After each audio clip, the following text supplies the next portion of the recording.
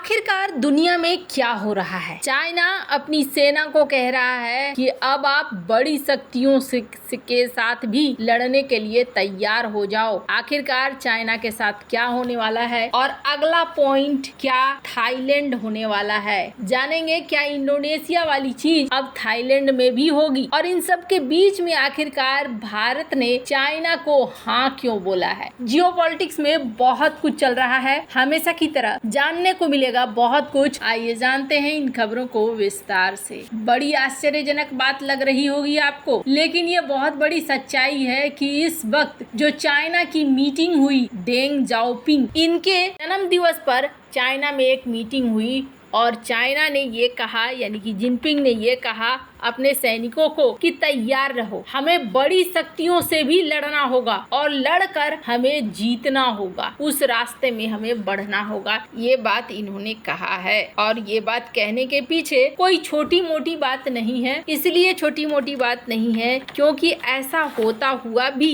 दिख रहा है। जो अध्याय हो रहे हैं उस अध्याय में ऐसा ही दिख रहा है। आपको बता दूं, डेंग जियोपिंग की जयंती का जश्न मनाते हुए चीन के राष्ट्रपति शी जिनपिंग ने न केवल कम्युनिस्ट पार्टी ऑफ चाइना यानी सीपीसी में उनके योगदान की तारीफ की, बल्कि देश और दुनिया के साथ साथ एक आधुनिक सेना के निर्माण पर उनके जोर पर भी बात कही। शी ने कहा कि डेंग को सम्मानित करने का सबसे अच्छा तरीका चीनी विशेषताओं के साथ समाजवाद के उद्देश्य को आगे बढ़ाना जारी रखना है, जिसकी उन्होंने शुरुआत की थी। उन्होंने ये भी याद दिलाया कि डेंग ने पीएलए को एक मजबूत, आधुनिक और संगठित बल बनाने और कम लेकिन बेहतर सैनिक रखने की जरूरत पर जोर डाला। चाइना पोस्ट की एक रिपोर्ट के मुताबिक पीएलए के कमांडर इन चीफ शी ने कहा कि वो राष्ट्रीय संप्रभुता, सुरक्षा और विकास हितों के रक्षा के लिए अपनी रणनीतिक क्षमताओं में सुधार करें। एक शीर्ष रक्षा अधिकारी ने कहा कि स्थानीय युद्ध जीतने के अपने दशकों पुराने सिद्धांत से हटकर चीन की सेना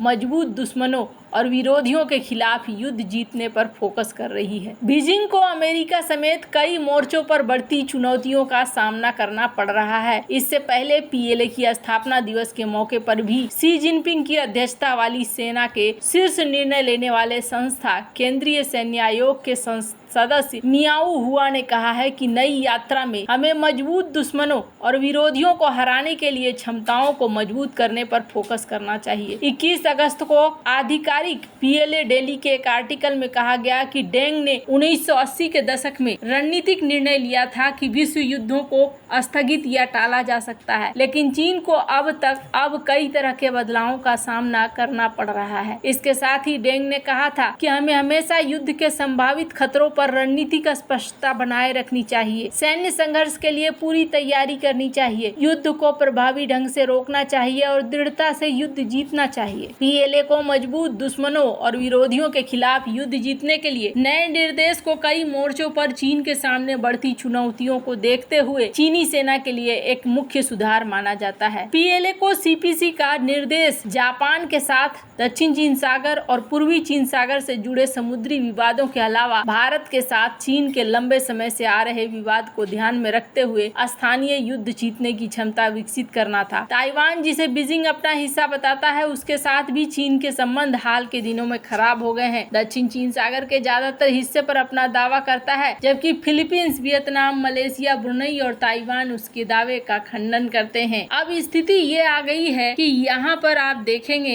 तो अमेरिका की रणनीतियाँ भी बढ़ रही हैं। हमने देखा इंडोनेशिया में इस वक्त उथल पुथल मची हुई है। हालांकि इंडोनेशिया में जब प्रदर्शन होने लगे तो सरकार ने अपना फैसला वापस ले लिया है, पर इंडोनेशिया के इस प्रदर्शन को भी आम नहीं माना जा रहा है। इस प्रदर्शन को भी माना जा रहा है कि ये मलक्का स्ट्रेट वाली घटना यहाँ पर हो रही है। वैसे आपको बता दूं, जिस तरह से दुनिया भर में उथल पुथल मच रही है, उस अंदाजा से तो यही लग रहा है जैसे कि ये सारी चीजें कल की डेट में भारत में भी हो सकती हैं। कोई बहुत बड़ी बात नहीं है। अब ये देखना होगा, क्योंकि आपको बता दूं यहाँ पर शी जिनपिंग ब्रिक्स के समिट को अटेंड करने के लिए जाने वाले हैं अक्टूबर 22 से लेकर अक्टूबर 24 तक रूस में, और ये समिट कजान रसिया में होने वाला है। जो रूसी मीडिया ने इस बात को कहा है। शी यहाँ पर प्रेजेंट रहेंगे और ये बता रहा है कि ब्रिक्स का इम्पोर्टेंस कैसे कैसे बढ़ रहा है। अब यहाँ पर सबसे बड़ा सवाल उठता है कि क्या पीएम मोदी जाएंगे या फिर नहीं जाएंगे। ये बहुत महत्वपूर्ण है, और यहाँ पर अगर ये तीनों एक हो पाते हैं तो समझ लीजिए कि आने वाले समय के लिए बेहतर होगा, वरना मुश्किलें बहुत सारी है। भारत ने एक संकेत दिया है चाइना को, और ये संकेत इस वक्त जो जियोपॉलिटिक्स चल रहा है, इस जियोपॉलिटिक्स के हिसाब से ये संकेत बहुत ज्यादा जरूरी था। इस संकेत में ये देखने को मिल रहा है कि चाइना की कुछ कंपनियों को भारत ने अलाउ किया है अपने देश के अंदर निवेश करने के लिए, और ये दरअसल ऐसी कंपनियां हैं जो कंपनियां खास तौर पर इलेक्ट्रॉनिक्स की कंपनियां हैं, जिसके बगैर भारत के कई कार्यक्रम अधूरे रह सकते हैं। कहा जा रहा है 6 इन्वेस्टमेंट प्रपोजल को हामी भर दिया गया है, और ये वो कंपनी है जो चाइनीज कंपनी है और जिनका कनेक्शन चाइना के साथ है। ये जो कंपनियां हैं, इन कंपनियों में लक्सर जो कि एक मेजर चाइनीज इलेक्ट्रॉनिक जाइंट है, और ये एप्पल को सप्लाई करते हैं अपनी चीजों को,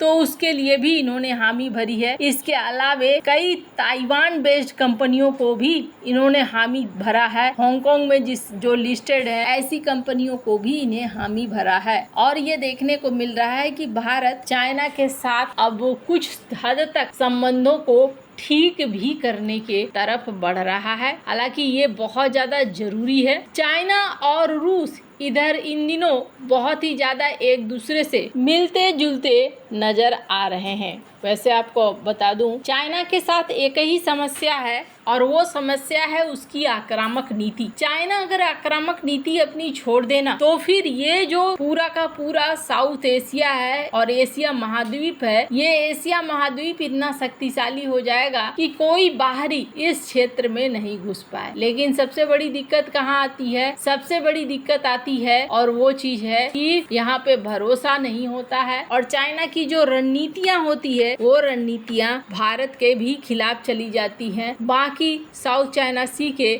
कई सारे देशों के भी खिलाफ चली जाती है। वैसे ब्रिक्स की जो मीटिंग होने वाली है रूस में, उस मीटिंग में पीएम मोदी मुझे लगता है ऐसा कि जरूर जाएंगे, और उन्हें जाना भी चाहिए। वैसे आपको क्या लगता है, क्या पीएम मोदी इस मीटिंग में शामिल होंगे या नहीं होंगे? इस वक्त जो चीजें चल रही है उन चीजों को देखकर ऐसा लगता है कि भारत को भी अब धीरे धीरे बेहतर होगा कि एक साइड पकड़ ले भारत, तो ज्यादा बेहतर होगा। वरना चीजें जिस तरीके से हो रही है वो देखकर लग रहा है कि एक बड़ा मुश्किल भरा समय सामने आने वाला है। वैसे आपको क्या लगता है, इन सब मामले में आपकी क्या राय है? कमेंट कर जरूर बताएं। जल्द मिलते हैं अगले वीडियो में नई खबर के साथ।